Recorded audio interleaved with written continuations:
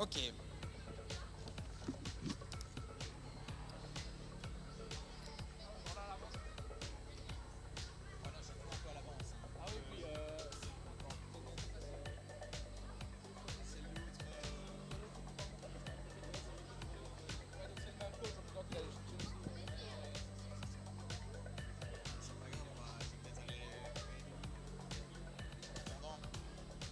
Voilà. Monsieur William, nous nous retrouvons. Écoutez, moi j'ai envie de savoir un petit peu, on a parlé du projet, etc. Mais quelle est pour vous vraiment la chose essentielle à retenir après une journée comme celle-ci, pour vous et pour les jeunes? Oh, moi, je pense que le plus important, c'est tout ce qu'ils ont appris durant ces 6 mois. Aujourd'hui, c'est pour le plaisir, c'est vraiment profiter du moment, mais toutes les découvertes qu'ils ont faites, l'avancée dans leur programme, le développement de leur projet, les rencontres qu'ils ont faites grâce à leur projet scientifique, c'est ça qui est énorme et ça va leur servir à mon avis plus tard, j'espère. Et on fait une petite mini-entreprise comme ça, ouais. Je pense qu'ils se sont bien éclatés et ils m'ont fait énormément de plaisir parce que j'ai une chance énorme de les avoir parce que c'est un groupe en or. Ouais, et on sent à quel point vous êtes fiers de ces loustiques, ben aussi au fur et à mesure de vous voir, parce que vous vous êtes vus de façon très fréquente évidemment pour préparer cette journée. Ben, on crée des liens évidemment aussi dans les cours et en dehors. Exactement, oui, oui. Moi, je les voyais en dehors des cours, hein, principalement, mais on essayait de faire en sorte que ce soit convivial. Par exemple, on organisait chaque fois un goûter ensemble et chaque élève, chaque semaine, apportait le goûter à son tour pour faire un petit moment de convivialité et que ce soit sympa et agréable à vivre. Ouais, mais on sent une très chouette cohésion de groupe et aussi avec les accompagnateurs, les parents qui ont fait le déplacement et qui méritent aussi un tonnerre d'applaudissements, je pense. Hein. Voilà.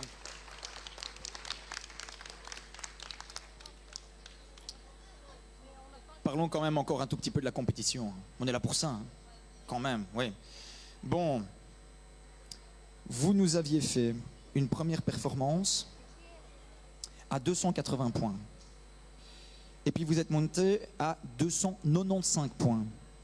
Est-ce qu'on vise la barre symbolique des 300? Oui, clairement. Ça va, je prends. Très clairement, 300 points, voire plus? Oui. Oh, on sent la conviction, on sent la conviction. Bon, visiblement, je regarde un petit peu les membres du jury. Est-ce qu'on attend? Oui, on va encore attendre un petit peu. Ah, les voilà.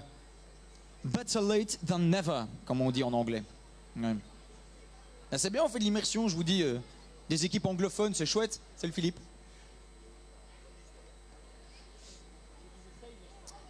Ah. How are you doing so far? You doing okay? Not tired yet? A little bit?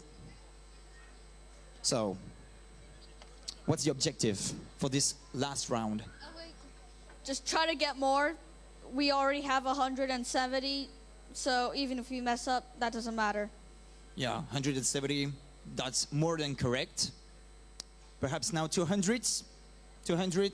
Yeah, that would be a good objective to reach, to achieve. Yeah? The code we've got only will allow us to reach 190. Okay, yeah, well, that's a good start, yeah? Check this out. Let's go. High five, Pikachu. Are you guys ready? Yeah, for the last round, objective 200, right? If you do so, you are my own champions in my heart. Ok, on fait ça. Je pense que tout le monde est prêt du coup. Et on va pouvoir lancer le décompte. C'est parti. 4, 3, 2, 1. Pardon, c'est moi. J'ai l'impression qu'on adopte un petit peu la même stratégie qu'au round précédent du côté de Uber Robotics, avec des structures de plus en plus impressionnantes et qui se décomposent au fur et à mesure des 2 minutes 30. Hein. Mais vraiment cette envie de vouloir réussir des missions de façon simultanée. On voit ici par exemple les 2 pontons qui ont déjà été abaissés, l'éolienne plus ou moins posée sur la structure. On a vu également la grue. On essaie de tout coordonner. Hein.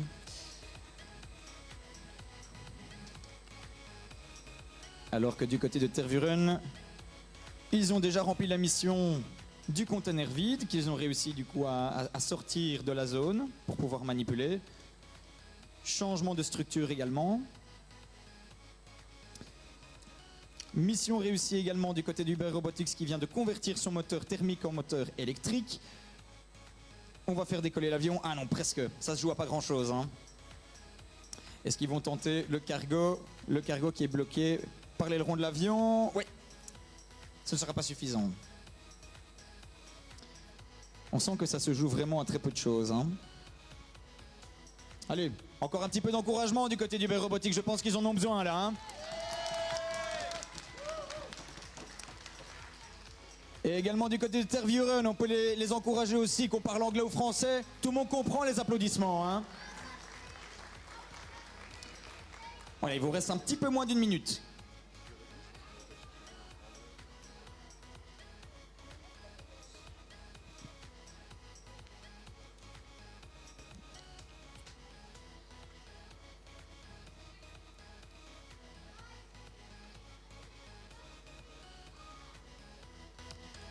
Ah, on voit hein, même les coéquipiers qui donnent les conseils.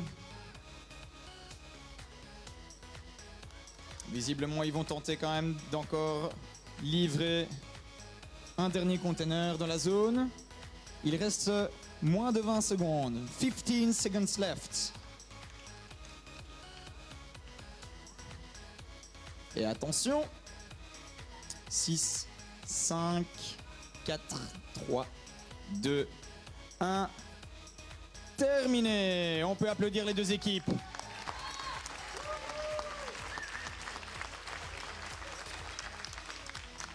Petit débrief avec les deux participants de ce round ici. Alors, sentiment plutôt mitigé, content? Mitigé. Mitigé. Bon, est-ce qu'on va vraiment avoir la barre des 300 points, tu penses? Peut-être pas, mais on fait avec. Ouais, bah écoute, de toute façon, là, ça aurait été viser l'excellence. Alors, qu'est-ce qui aurait peut-être pu mieux fonctionner ce round-ci? Ben, déjà, là, le train, ça, c'est incompréhensible. Et puis, le petit avion aussi. Mais ça, c'était sans doute qui était mal placé.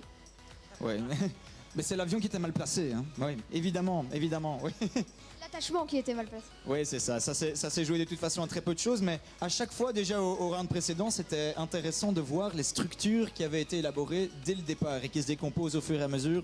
Donc le travail de préparation est quand même fameux du côté d'Uber Robotics. On sent la préparation. J'ai envie d'aller un petit peu au témoignage aussi des arbitres qui sont là, valeureux depuis le début de cette journée. Alors, comment ça se passe?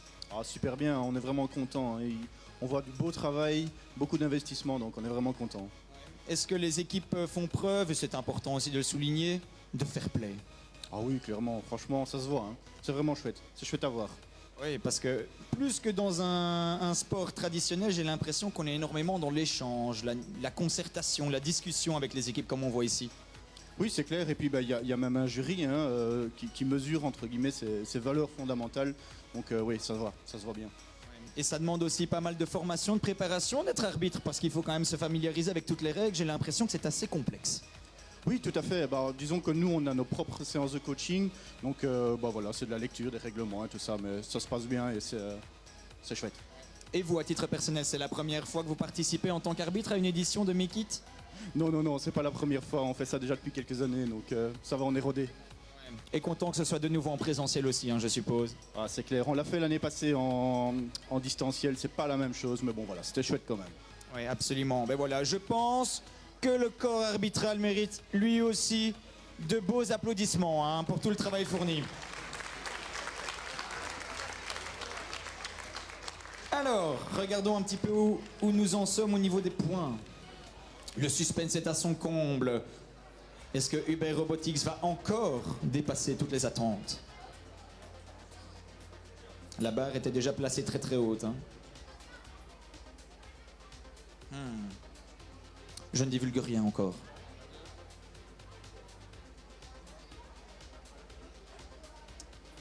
Le résultat est-il tombé du côté de Tervuren? Yeah, that's a great job. So, not any penalties. It was really clean. High five. Great job. Ok. Et donc, je vais regarder un petit peu où ils en étaient avant. Ah, voilà, c'est ça. Ouais, Ok. Donc ici, au niveau des Brainiac Storm Breakers, ils avaient commencé avec un score tout à fait honorable de 170 points lors de la manche 1. Ils étaient à 160 points lors de la manche 2. On reste dans cette petite régularité, une légère baisse, mais tenons quand même à préciser qu'ils n'ont perdu aucun point de pénalité. Et ils en sont ici à 140 points. Donc on voit qu'ils ont fait preuve de régularité tout au long de la journée. Et ça, on peut le souligner également. Bravo à eux.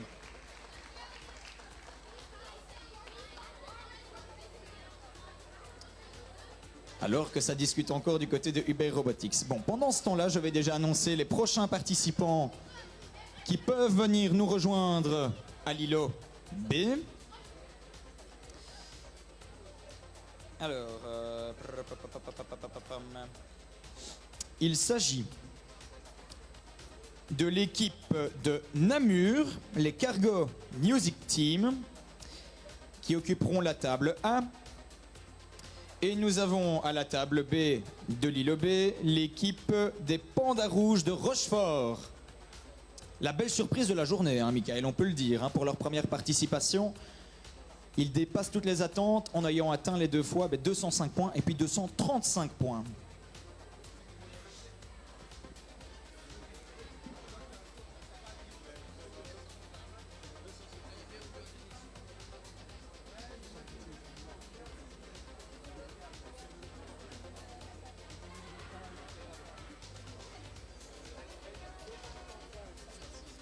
Ah, bon. Il n'y aura pas de record battu, mais on reste quand même dans une moyenne très élevée, vu que Uber Robotics repart quand même ici avec 275 points. Sacrée performance.